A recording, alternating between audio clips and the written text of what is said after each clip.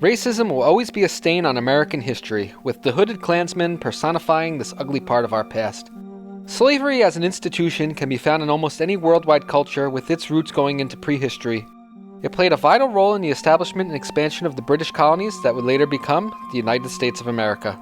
As the ideas of the European Enlightenment spread in the British America, many began to question the morality of slavery, with the Pennsylvania legislature taking steps to abolish it before the Revolutionary War was even won. In the years following independence, the northern states took steps to outlaw it within their borders, while in the South, economic conditions caused the institution to become a permanent way of life. Tensions between free states and slave states would rise during the first 100 years of America, culminating in a brutal and bloody civil war where over 700,000 Americans were killed and many more were wounded for life. The outcome was that slavery was abolished in our Constitution and African Americans were given full rights as citizens. In theory, this was supposed to create a new society that would be reconstructed in the South, based on the ideals of American liberty. In practice, many whites who fought bitterly against the North were opposed to this new order. Chaos erupted across the South, and through the fog of it, the Ku Klux Klan was born. While much of the local law enforcement in the South was controlled by Klan sympathizers, they essentially had free rein to terrorize black citizens into submission, while also eliminating anyone vulnerable who was trying to change the way of things, regardless of their skin color. The federal government under then-President Grant expanded its powers and created the Department of Justice for the purpose of enforcing federal civil rights in an area where no one was willing to do so. Through an unprecedented crackdown and a series of high-profile trials, they thought they won, but they were far from right. In this series, we'll explore how the Klan was formed, how the government responded, and how they went underground and appeared in various forms to take the reconstructed South from a place of hope for the formerly enslaved into the segregated society that existed until 1964. We hope that you will learn something about our dark past, and if you do, please like this video and subscribe. Nathan Bedford Forrest is considered to be one of the best military minds of the Civil War. As a general in the Confederate Army, he was an innovative cavalry commander who had no military training or education, and he would be a constant thorn in the side of the Union Army that was full of West Point graduates. But the thing that he is most remembered for during the Civil War is the Fort Pillow Massacre. It was here in April 1864 where hundreds of black Union soldiers were murdered by troops under Forrest's command when they tried to surrender. But Forrest is even better remembered today for what he did after the Civil War. He was an early member of the Ku Klux Klan who was critical in spreading the secret society across the South. The Klan itself was said to be founded on Christmas Eve 1865 by 6 former Confederate officers: Frank McCord, Richard Reed, John Lester, John Kennedy, J. Calvin Jones, and James Crow. It began as a secret fraternity, similar to the Freemasons and the defunct Sons of Malta, with secret handshakes and an elaborate initiation ceremony. It was basically a private social club, a place where white Southern men could get together and relax with like-minded people. With the abolishment of slavery and destruction from the war, the new society now was completely different from the one that these men grew up in. Many of the men lost loved ones and friends in the conflict, while their personal wealth was wiped out, leaving them destitute. At the same time, they resented the former slaves who were now voting and taking on government positions. These angers became channeled into the promotion of white supremacy. In 1867, the organization changed drastically, from a disgruntled secret society into an armed resistance movement against the federal government's implementation of Reconstruction. The first Ku Klux Klan, as they were later known, was highly decentralized without a leadership structure that went beyond local chapters.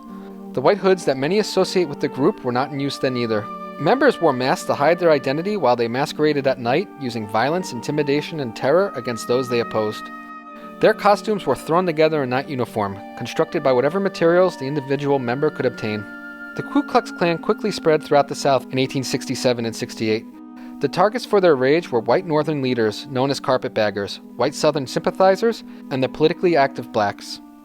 Violence and intimidation were their primary tools to attack their opponents into submission, and if that didn't work, then they resorted to murder. Despite being a white supremacist organization, skin color did not matter when carrying out a vigilante death sentence. At the time, the South was under military occupation, and the Klan was careful to avoid areas where they knew federal troops to be active. But stories began to trickle up through the ranks of the army all the way to Washington that a resistance army of masked men was going around at night, terrorizing and murdering anyone they deemed to be against them. The Union might have won the Civil War, but they were now facing an insurgency that was growing in power every day. The Ku Klux Klan quickly spread throughout the South in 1867, and 1868 would go on to become one of the most violent years in American history. The costumes that the Klan wore had the primary purpose to hide the identities of the men perpetrating their evil deeds, but it also served a secondary purpose as a tool of psychological warfare. The costume took on a form of symbolism, with the intent to represent the ghosts of the Confederate dead, who have returned from the grave to restore the previous order of white supremacy to their homelands. In the immediate aftermath of the Civil War, many Confederate veterans were banned from voting or holding public office, and so the candidates bringing a new hope for the South were swept into power because their opposition could not compete with them at the ballot box. This new government was dominated by white Republicans and recently freed slaves. With their legal means taken away as punishment for the Civil War that killed over 700,000 Americans, and federal troops occupying the South, the majority of white Southerners either joined or supported the Klan because they viewed it as their best way to resist. Another armed and open rebellion would be instantly crushed if they tried, so they resorted to sneaking around at night, hanging flyers in secrecy threatening violence against any black official that dared to assume the government office they were elected to. At the same time, they also used actual violence and murder against any black American trying to exercise their recently acquired rights. Local law enforcement in the South was dominated by whites, and they had no intention to give up their positions or enforce any laws against people committing crimes under the banner of the Klan. In 1866, white riots broke out in New Orleans and Memphis, with the results being hundreds of black Americans murdered in the streets while the police stood by and watched with approval. These slaughters only ended with the arrival of federal troops. After the assassination of Abraham Lincoln, his successor, Andrew Johnson, himself a Democrat and white Southerner from Tennessee who stayed loyal to the Union, did not seem to be in any hurry to use the power of the federal government to enforce the law in areas that were being overtaken with chaos. There were accusations that his lack of response to the riots was evidence of silent approval of them. This put him at odds with the Republican Party, and in November of that year, they won landslide congressional elections and formed a supermajority, which meant that the new laws they passed would become veto-proof. In 1867, the first Reconstruction Acts were passed, giving the government more control over the South and dividing it formally into military districts. But while this crackdown did help end widespread riots, underground activity by the Klan increased. Before the Reconstruction Acts were passed, violence was more randomized and emotionally driven. It was an epidemic, with the Freedmen's Bureau of Texas having over 1,000 murders recorded between 1865 and 66. But in 1867, the violence became more political and organized, with the goal of restoring white supremacy, and the Ku Klux Klan became the means for achieving this. Black Americans and white Americans, deemed to be traitors to their race for trying to help create an equal society, were all targets of the Klan. Anyone against the old order of things was in danger.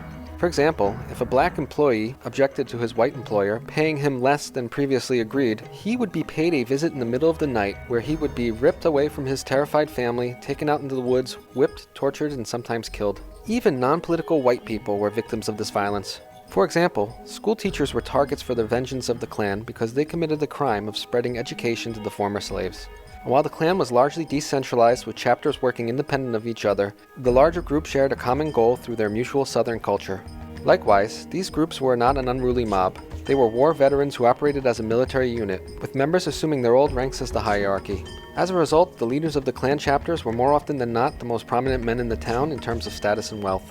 1867 turned into 1868, and it became one of the most consequential years in American history. It began with the impeachment of President Andrew Johnson in the winter for high crimes and misdemeanors. In response to the Republican supermajority in Congress, Johnson started to remove government officials from the executive branch who were appointed by President Lincoln and in place when he assumed the office after the latter's assassination. Congress responded by passing the Tenure Act, which prohibited him from removing anyone else. With the military being the enforcer of law in the South, Johnson removed radical Republican Edwin Stanton from the office of Secretary of War in August of 1867. This violated the Tenure Act. In the months that followed, he was impeached by the House and almost removed from office during his Senate trial. He was saved by one vote from Senator Edmund Ross of Kansas and allowed to remain in office. However, 1868 was an election year and Johnson declined the run, which made him a lame duck. The presidential race for that year came down to General Ulysses S. Grant, the victor of the Civil War, versus Horatio Seymour. Seymour was a Northern Democrat and the former governor of New York. The 15th Amendment, guaranteeing the right to vote regardless of race, had not yet been passed. But Republicans used the military to force the southern states under occupation to allow African Americans to go to the polls. Outrage spread among the white Southerners, and Klan violence increased as a result to intimidate any black man thinking of voting into believing that he would later be killed for doing so. It is difficult to know the full extent of the Klan's activities, as many crimes went unreported out of fear that if the victims spoke up, there would be no one to protect them. However, estimating the number of people victimized to be in the tens of thousands would be a conservative guess. As the election got closer, riots began to break out again for the first time since 1866. In July 1868, 150 black Americans were murdered by a white mob. In Camilla, Georgia that September, black residents peacefully protested against political disenfranchisement and were attacked with 7 people killed. In Louisiana, about 500 black people were killed by mobs trying to suppress their votes during September and October. Also in October of that year, America experienced its first assassination of a sitting member of Congress when the Ku Klux Klan murdered Republican James M. Hinds in Arkansas. The large-scale outbreak of violence had the effect of making anyone who was not a white Southern Democrat more supportive of the Republican candidate. In November, Ulysses S. Grant was elected as our 18th president in a landslide election. The campaign slogan was "Let us have peace," but the immediate aftermath of his victory only led to an increase of violence. Perry Jeffries was a black man in McDuffie County, Georgia, who exercised his right to vote that November despite the threats. One night, shortly after Grant's victory, the Klan paid his family a visit, and their anger was not just limited to him. He was lynched, along with his wife and 4 sons. Their bodies were left where they hung to serve as a reminder to everyone that this is what happens to those who wish to bring change. Ulysses S. Grant became the 18th President of the United States on March 4, 1869. 9 years earlier, just before the Civil War, he was considered a failure in life. An ex-military officer who washed out of the army due to alcoholism, that was near destitute and working for his father because he could not hold down any other job to support his family with. At the start of the war in 1861, Grant offered his services to the Union Army, and being a West Point graduate guaranteed him a high-ranking position.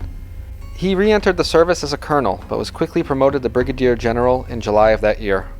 By September, he was given command of the Southern District of Missouri. With battles like Fort Donelson, Shiloh, the Siege of Vicksburg, and Chattanooga, he proved himself to be the best general in the Western theater of the Civil War. In 1864, President Lincoln promoted him to lieutenant general, a rank that no officer since George Washington held. That promotion came with the responsibility of being in direct command of the Union's entire military operations, and he chose to see it through by being on the front lines instead of in office in Washington. Through Grant's leadership, the Union launched a multi-front war offensive on the Confederacy, and 1 year later, General Robert E. Lee surrendered to him personally at Appomattox Courthouse, effectively ending the war. Lee urged his men to accept defeat and pursue national reconciliation, but the majority of Southerners refused this, and widespread violence combined with insurrection raged across the South. Now America looked to the victor of the Civil War to uphold the peace and bring the nation back together. As he swore the oath of office and became president, he intended to do just that. Grant's military experience gave him the ability to analyze problems, create objectives to achieve solutions, and facilitate the logistics needed to produce success. For Republicans, the goal was to reconstruct Southern society into a place where equal rights existed for all, regardless of race. They had fought and lost many men to free the slaves, so to let the South just relapse into what it once was would put all of the sacrifices that everyone made into nothing. Furthermore, local law enforcement in the South could not be relied upon because it was full of white supremacists, looking the other way from all the violence and murder that was occurring around them. Military occupation was the only thing keeping the situation from spiraling out of control, but it was not a practical long-term solution. Self-governance would need to be returned to the rebellious states. Despite the military occupation, all but 4 former Confederate states had been readmitted to the Union, with the exceptions being Virginia, Mississippi, Texas, and Georgia. The idea was that once a state accepted the new reality of the South in the United States, it could then be allowed to return as a full member of the Union. One of Grant's primary steps to achieving his ultimate goal of national reconciliation was to readmit the final 4 states. By the end of his first year, 3 out of the 4 were back, with Georgia being the last holdout. The Congressional Republican supermajority was already in action to try and solve the problems of black Americans being denied their right to vote with the passage of the 15th Amendment, which guaranteed writing votes for all male citizens, regardless of race, into the Constitution. This made equal voting rights the supreme law of the land. But without proper enforcement, these laws would continue to be ignored, and Republican voters would be prevented from exercising their right through intimidation and violence. With local law enforcement being part of the problem and untrustworthy, Grant and his government needed to find a solution other than indefinite military occupation. In 1870, the President and Congress collaborated to create the Department of Justice to enforce the civil rights of all citizens. Attorney General Amos Ackerman and Solicitor General Benjamin Brostow were given the task to head this new department and go after the secretive Ku Klux Klan. President Grant wanted the entire country to know that Washington would protect the rights of all citizens, even if the individual state would not. This expansion of power for the federal government was unprecedented, and Attorney General Ackerman was concerned that any convictions which were bitterly fought for might be overturned by an upper court. The Grant administration worked with Congress to create and pass the Enforcement Acts. These were 3 separate civil rights bills that protected Black Americans' right to vote, serve on juries, hold office, and enjoy equal protection under the law. It gave the federal government the power to intervene and uphold the law when the states would not. The third bill became known as the Ku Klux Klan Act. It granted the government the power to suspend the writ of habeas corpus to combat the KKK and other insidious organizations that terrorized and murdered innocent African Americans, public officials, and white sympathizers in the former Confederate States. The goal was to finally bring the members who had been committing these atrocities for years to justice. President Grant now had a plan and the means to take down the Klan. But first, he would need to find them, and that would be an entirely different challenge.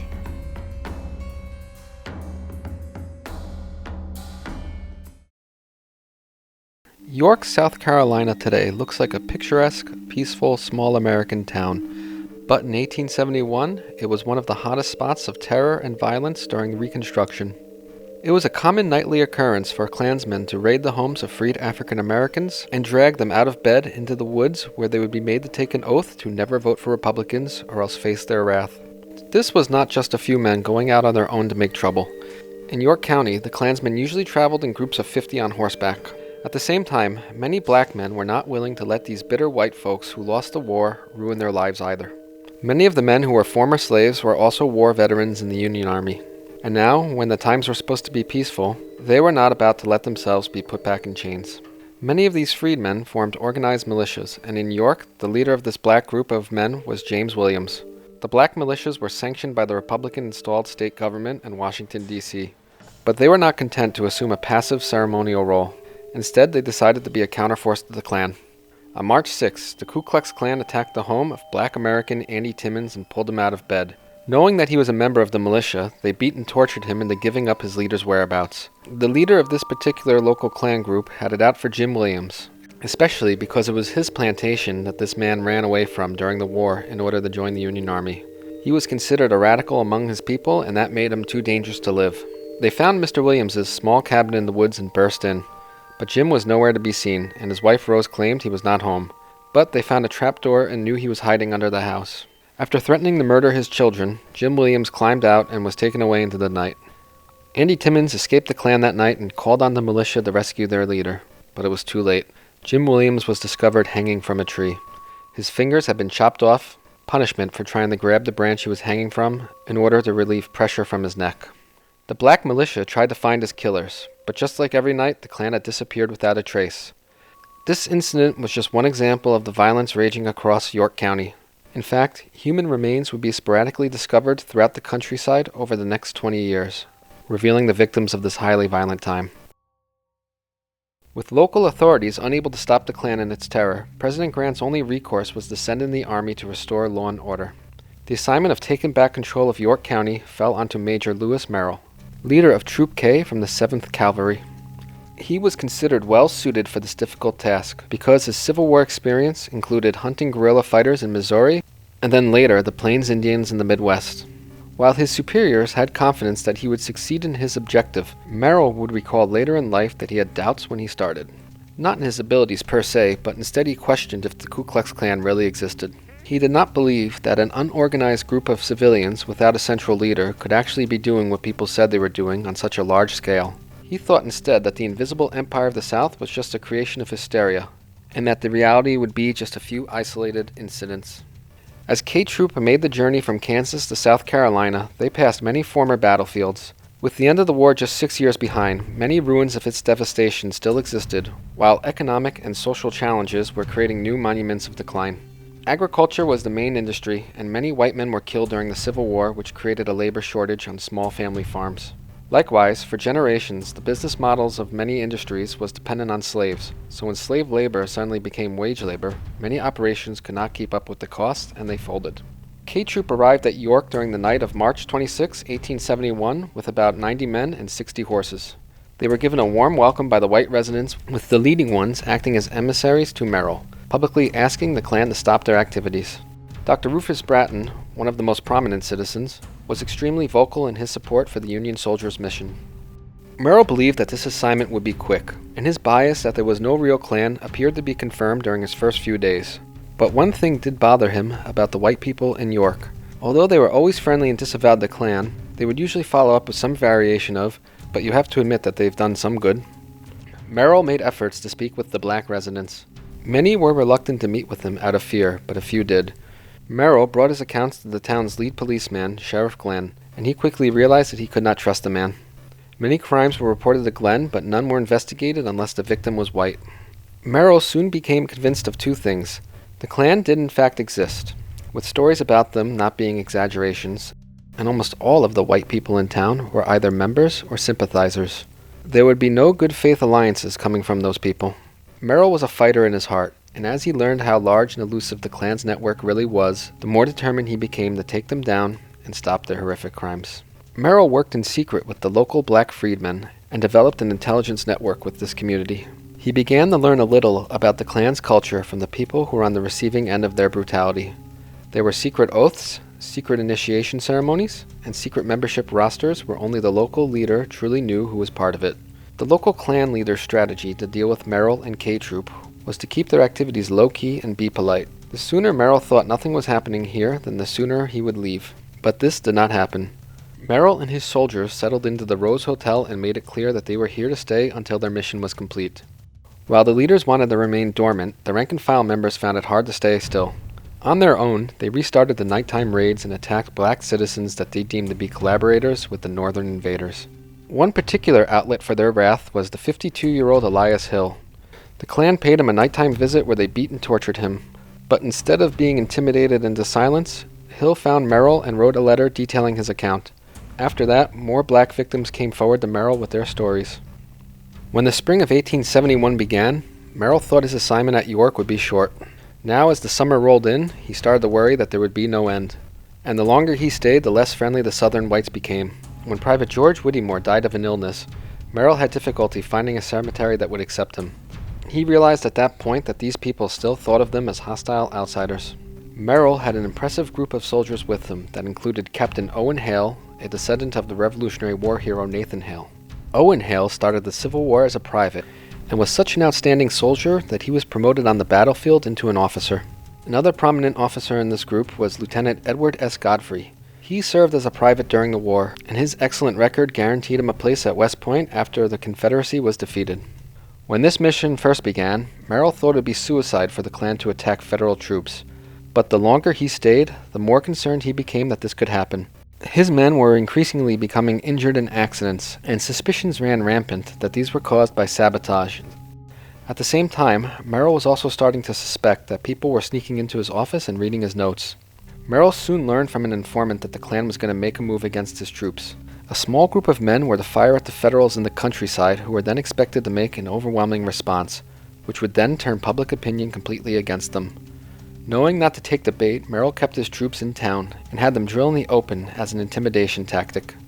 The leading citizens of York met with him to see what the commotion was, and he told them that the Klan planned an attack. When pressed by Dr. Rufus Bratton about what exactly he knew and who told him, Merrill realized that these men were fishing him for information because they were part of the Klan. Prominent leading citizens like Dr. Rufus Bratton, businessman James Avery, merchant Thomas Graham, and Judge Beatty were all suspected members and leaders. Their fake offerings of help were declined, but Major Merrill did promise them that the unnamed guilty men would get their punishments. Merrill's men, like the Klan's foot soldiers, were eager for a fight. Their attitude was that if you shot a white man in this town, then there's a 100% chance you killed a Klansman. As time went on, Merrill believed more and more that his troops were isolated in this back country, which made them outnumbered. He needed approval from Washington before he could make any moves. He assigned spies to watch the men he suspected of being the KKK's leaders, while he and his troops were also being spied on. The men in the railroad office working the telegraph machine were also part of the Klan, which made them fully aware of Merrill's communications and orders. Tensions were also boiling between York's white and black residents, with the local police becoming more aggressive and Major Merrill being the only force between peace and a riot. Despite the wide range of powers the enforcement acts gave the government, They were reluctant to use it out of fear of public backlash, unless it was the last resort. That summer, a congressional delegation visited York themselves to see the situation. When their visit was complete, they agreed with Merrill about the Klan's strength and presented their findings to President Grant. Grant then gave K Troop their next orders: bring in all of the insurgents. The Klan was given 5 days to turn in their costumes and weapons in exchange for amnesty. No one took up the offer, and at the end of this period, habeas corpus, the right of a judicial process for the detention of citizens, was suspended for the first and last time when the country was not at war. The gloves were off. The strategy was to arrest anyone who was remotely suspected of being a member now and investigate them later. General Alfred Terry assigned more cavalry troops to York to assist K Troop and bolster their numbers.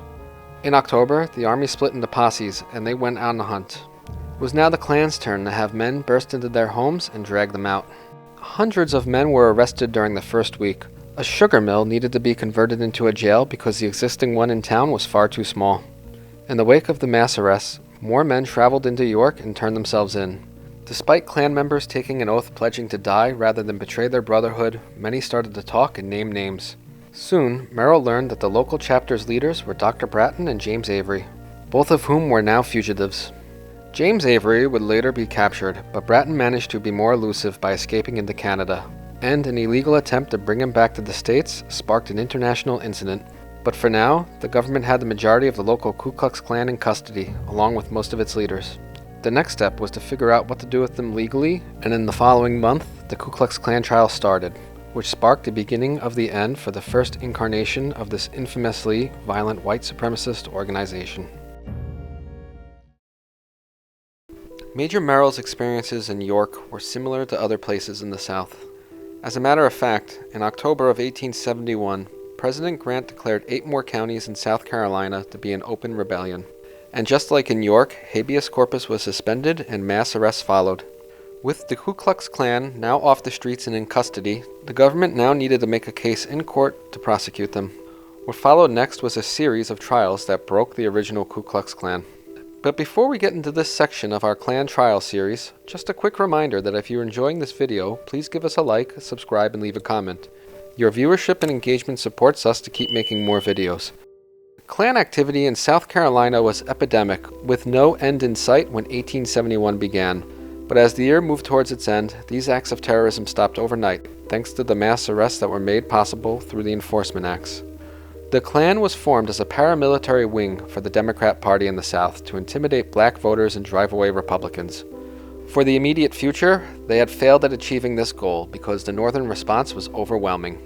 But after the initial feelings of anger subsided, many Northern and Southern leaders recognized that there would be no lasting American peace unless the two regions found a way to reconcile.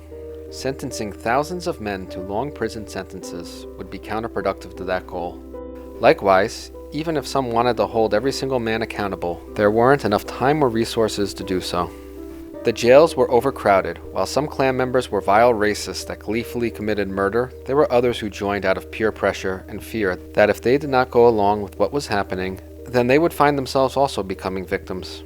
White people were also fair targets to the Ku Klux Klan if those people were trying to disrupt the race-based social order of the South.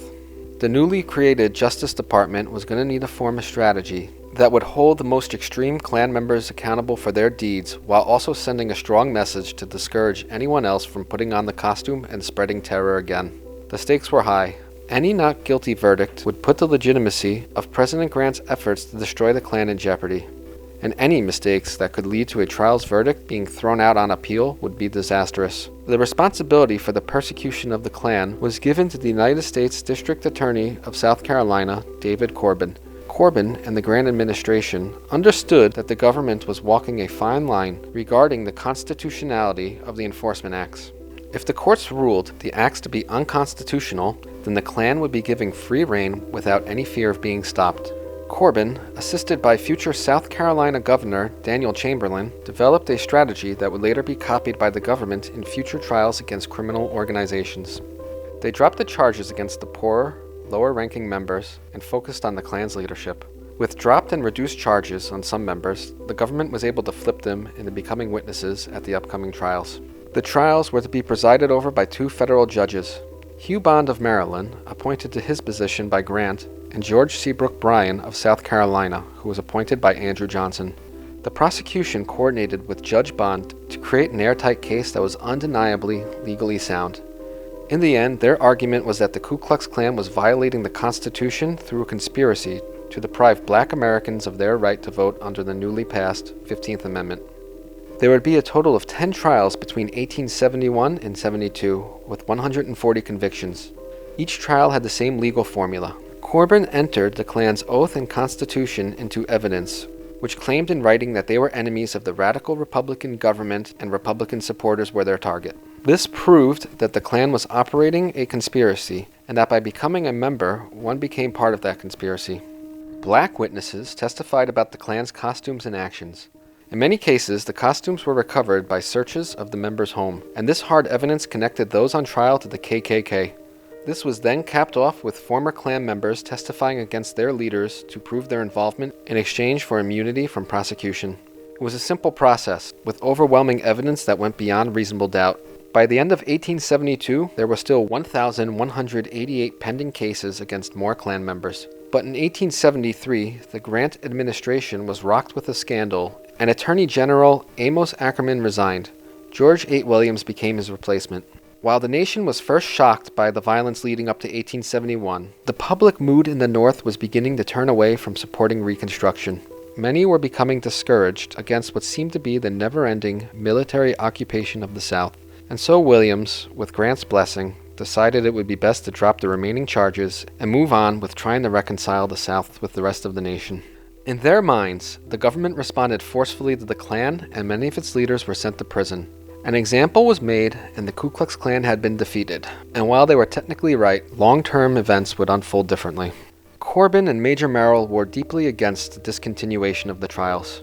Their time in South Carolina showed them that the Southerners were only biding their time, because they knew that eventually, one day, the military would go home. The North had made some progress, but a lasting social change would take time. They feared that if the federal support was withdrawn, then things would return to what they were, and white supremacy, enforced by violence, would once again become dominant. Federal troops would continue to remain in the South during the election of 1874, but in the following years, support for Reconstruction dwindled, and after the election of 1876, it was abandoned. The future of the South, and especially Black Americans, became uncertain to those living at the time. The people in the North were optimistic, while for those who were on the ground in the South, the mood was far from hopeful about what the future was about to bring. The Ku Klux Klan committed a reign of terror with violence and murder throughout the South after the Civil War. And while the Grant administration did break the organization through a series of trials, it's important to remember that the longest prison sentence given was 10 years, and many of the other sentences were far shorter than that. The federal government only held the power to prosecute federal crimes, and for the Ku Klux Klan, that meant being a member of the organization that was in a conspiracy to deprive other Americans of their right to vote. Murder was a state-level crime. And because the local governments of white, Democrat-leaning Southerners were sympathetic to the Klan in restoring the old ways of society, no one would be held accountable for those horrific acts. And while President Grant could rightfully claim that he took on the Ku Klux Klan and won, white supremacy in the South continued to carry on while keeping a lower profile. Reconstruction aimed to create a new society in the South where former black slaves and whites would be politically and legally equal under the law. But by the end of 1876, after 10 years of this policy, the situation had less hope for success than it did in 1866. In the late 1860s, the Republicans held supermajorities at the national level, and they were determined to reconstruct the South into a new society that fit into the ideals of liberty upon which America was founded. But the white Southerners fiercely resisted this, and as time dragged on, many in the North were not willing to pay the needed price to continue this policy. As Grant's second term came close to its end, it became clear that Reconstruction could not continue.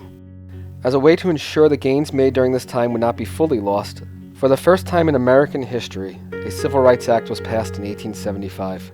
However, this important piece of legislation is not remembered today because it was overturned by the Supreme Court in 1883. Their argument was that banning discrimination was actually unconstitutional. Once the federal troops left, white Democrats began to win elected offices. For the next 30 years, Southern society gradually transformed into the segregated South of the Jim Crow era. They created a coalition within the Democrat Party that called themselves the Redeemers. While the Klan was gone, other organizations like the White League and Red Shirts took its place, with many former Klan members becoming part of them. And instead of being secret societies, these groups called themselves rifle clubs and were very public about their existence. While the Klan used widespread violence to intimidate their political opponents, these new organizations were much more focused and specialized. They successfully intimidated blacks and Republicans from voting and eroded their political power. The Redeemer governments then passed laws to create segregation and restrict voting rights. Southern states changed their constitutions to make grandfather clauses, literacy taxes, and poll taxes to prevent African Americans from exercising their right to vote. As white supremacists in the Democratic Party consolidated their control into unbeatable political majorities at the state level, the ability to intimidate African Americans with violence intensified again, and it seemed like the gains of the 1870s were completely wiped out. In 1900, Louisiana was a state with a black majority in the overall population. But after voter reforms were passed, just 5,320 black men remained on the rolls. 10 years later, that number was only 730.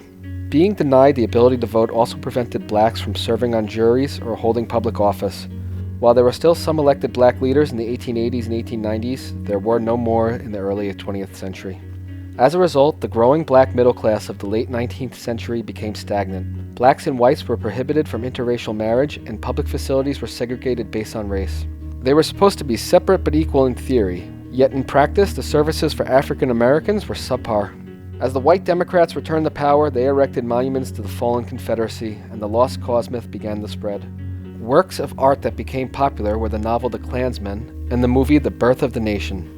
In these stories, the Klan was reimagined as underdog good guys fighting against northern oppressors. And in a complete act of fiction, the virtuous Klan directly attacked the oppressive northern troops and forced their withdrawal. The Redeemer governments were in full control by the 1890s, and they were now rewriting the past. The success of these works inspired a new generation to found the second Ku Klux Klan, and as times changed and America became more modern, they renewed their campaigns of violence to keep black Americans under their oppression. But eventually, America continued the change, and the Redeemers of the South were now considered out of fashion by the rest of the country. Ever since the Civil Rights Act of 1875 was struck down by the Supreme Court, there were always Northern politicians who wanted to replace it. In the era following World War II, these demands intensified.